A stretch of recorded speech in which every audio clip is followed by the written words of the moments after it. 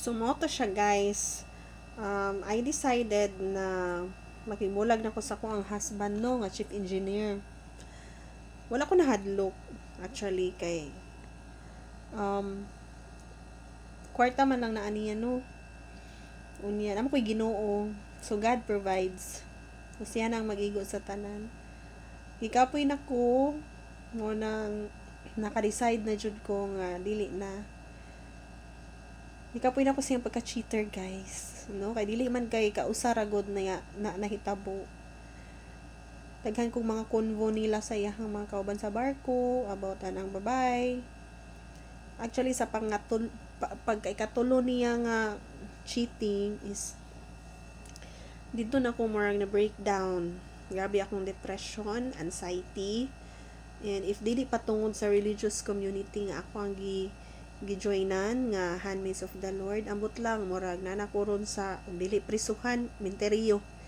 Kay akong depression ato grabe jud, suicidal unya nakaingon ko kamatayon na jud tong panahon na 2023. Unya ang babay maldita pa jud kay stan na nalabuan akong kamaldita. Nya mura ba gwapa no?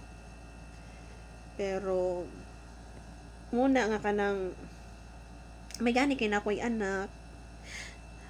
Siya mo'y nakaanghel nako kay misga mag-suicide na ako ni gawas man siya sa kwarto, guys. Nya dayon nalabay ko chilio, guys. So ana dayon. Tigil din siguro ko pat yun no, napakoy daghan mission diri sa kalibutan. Pero anyway, so karon after 3 years 2004, 5, 6. So after 3 years, so ni-decide na jud ko nga magbulag na jud mi. Unya karon alegre kayo kay pag-graduation sa akong anak.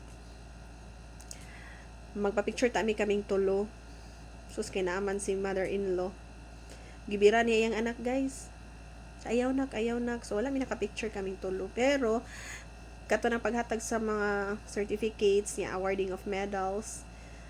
Wa siya nakapiog kay naa may official photographer ang school. So napicturean mi kaming tulo.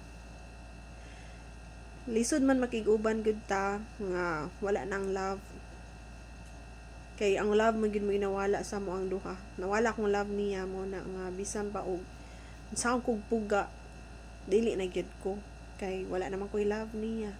Magunsa pa maming duha nga wa na may love ug usa pa sad.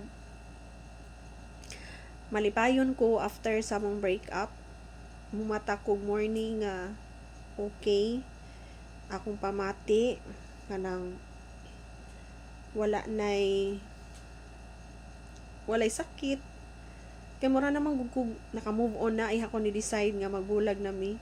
While siya kay hilak pa ako naka-move on na. So murag inana ang nahitabo ba.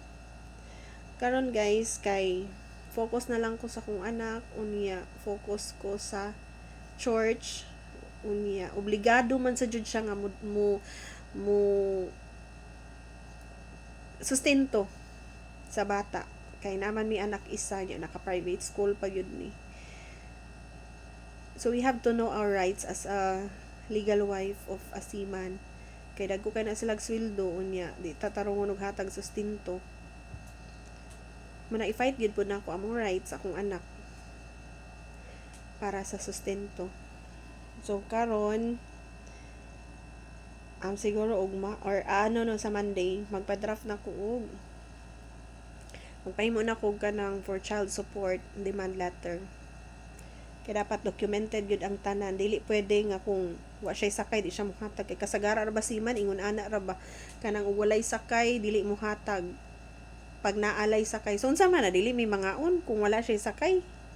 Unya di sad ko mo trabaho no. Kay di ba siya ma-chief engineer kung dili pud tungod na ako. Asa wala akong support niya, kung moral support, emotional support.